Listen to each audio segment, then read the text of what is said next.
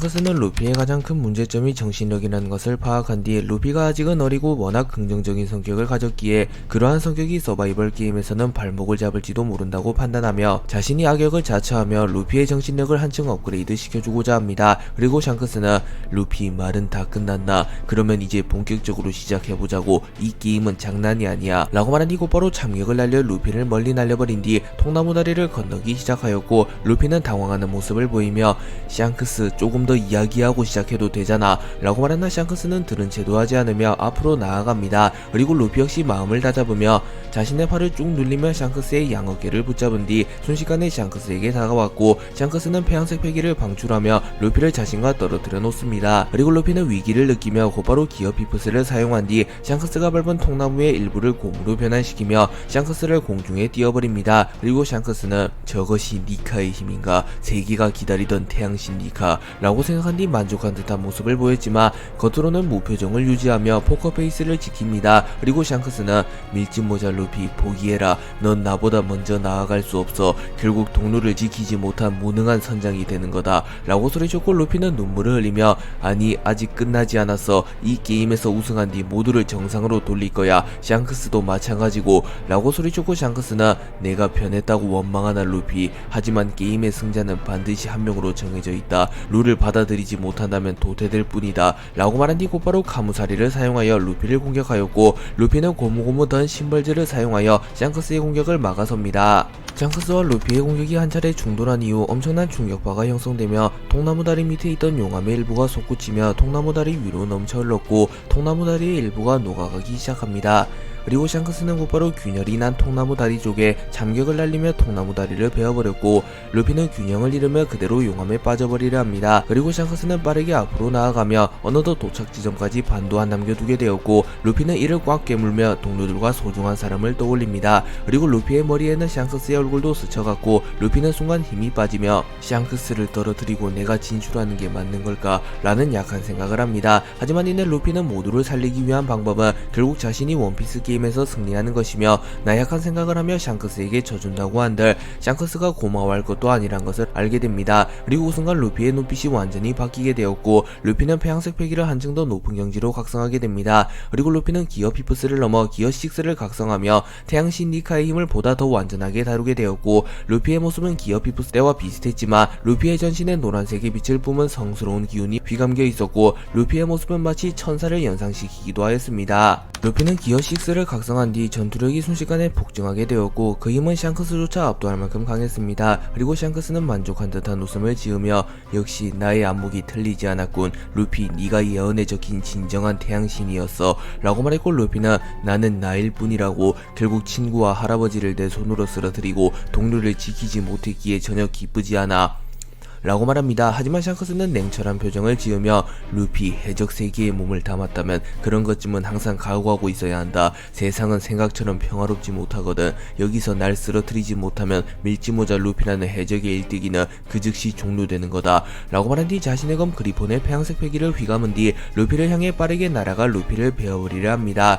하지만 루피는 기어 6를 사용하여 전신의 에너지를 극대화시킨 뒤 고무고무 천사의 주먹을 사용하여 샹크스를 공격하였고, 샹크스는 충격을 입으며 멀리 날아갑니다. 그리고 샹크스는 마지막 순간에 힘을 빼며 루피의 공격을 맞아주었고, 샹크스는 치명상을 입으며 추락합니다. 그리고 샹크스는 씁쓸하면서도 만족한 듯한 미소를 지으며 이번 라운드가 살신성인이라고 불리는 이유가 있었군. 나를 희생해야 인을 이뤄낸다. 다른 의미로 내가 이번 라운드의 주인공이라고 볼 수 있겠어 라고 말합니다. 그리고 루피는 곧바로 샹크스에게 다가와 걱정하는 표정을 지으며 샹크스 라고 소리칩니다. 샹크스는 루피가 기어 6를 각성하며 전투력이 증가한 것은 맞으나 아직은 정신력 부분에서 덜 성장했다고 판단하며 마지막 수업을 해주며 루피를 정신적으로도 성장시키려 합니다.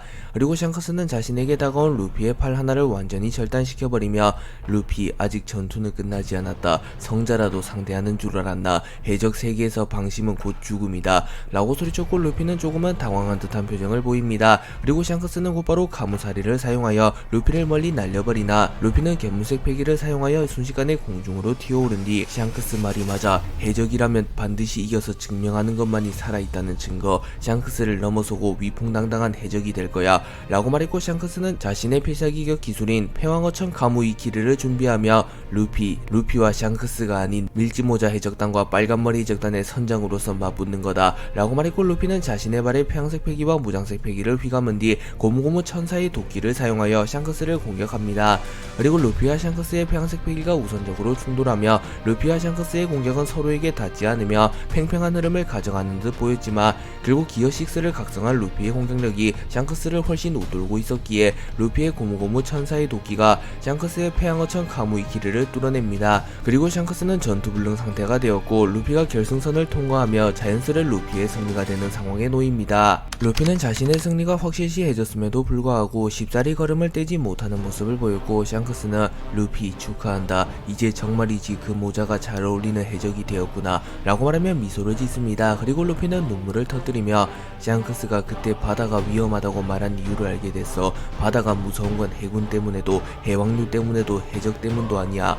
사랑하는 동료, 친구, 형제를 언제 잃게 될지 모르기 때문이었어 라고 말했고, 샹크스는 그래 이제야 진정한 의미의 해적이 되었구나, 명심해라 루피, 해적은 언제나 동료들을 위험에서 지켜줘야 한다, 루피 모두를 지키기 위해선 결국 네가 이 게임에서 우승해야 한다 라고 말했고, 루피는 이를 꽉 깨물며 알겠어 샹크스, 반드시 이 게임에서 우승하겠어 라고 말한 뒤 당당하게 도착선을 통과하며 샹크스와의 대결에서 승리합니다. 그리고 샹크스는 하반신부터 서서히 형체가 사라져갔고, 샹크스는 로저와의 첫 만남, 자신이 처음 바다로 나간 순간, 미호크와 겨뤘던 시간, 루피와의 만남, 우타와의 만남 등을 떠올리며 행복한 듯한 표정을 지으며 사망합니다.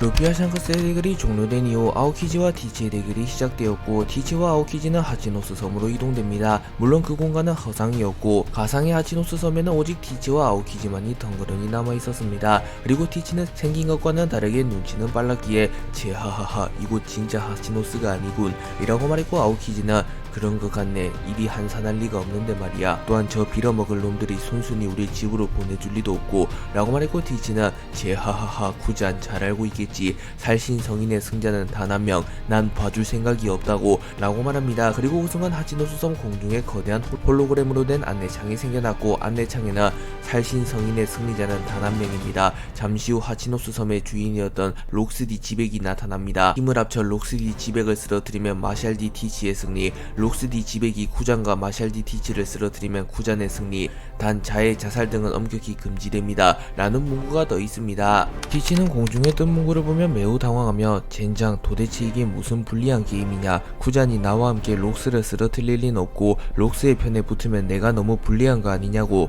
라고 소리칩니다. 그리고 아오키지는 숨겨진 의도가 있는 건가, 아무리 다시 곱씹어봐도 나에게 너무나도 유리한 게임이다, 록스디 지백 실제로 붙어본 적은 없지만 거푸 중장에게 지겹도록 들은 대적, 과거 흰수염 빅맘 시키 카이도우를 거느렸으며 로저 거푸 중장조차 압도했던 괴물, 솔직히 내가 가만히만 있어도 티치는 탈락할지 모른다 라고 중얼거립니다. 그리고 티치는 쿠잔의 멱살을 잡으며 어이 쿠잔, 처음부터 네 놈은 알고 있었나, 애초에 이 게임이 시작한 놈들은 정부 놈들, 이 녀석은 처음부터 스파이질을 한 거냐 라고 말했고, 아오키지는 맹세코 스파이는 아니다, 나도 솔직히 당황스럽군, 하지만 게임은 게임, 결과를 받아들여라 라고 말하며 순식간에 티치의 다리를 얼려버립니다. 그리고 공중에서 거대한 폭발이 일어났고 록스디 지백이 나타났다는 경고음이 하치노스 섬 전역에 올라옵니다. 티치와 아오키지가 실랑이를 벌이는 사이 공중에서 거대한 폭발과 함께 록스디 지백이 나타났고, 록스는 전성기 시절의 모습을 하고 있었습니다. 그리고 록스는 의식이 없는 듯한 모습을 하고 있었지만 패기와 기백만큼은 티치와 아오키지가 만나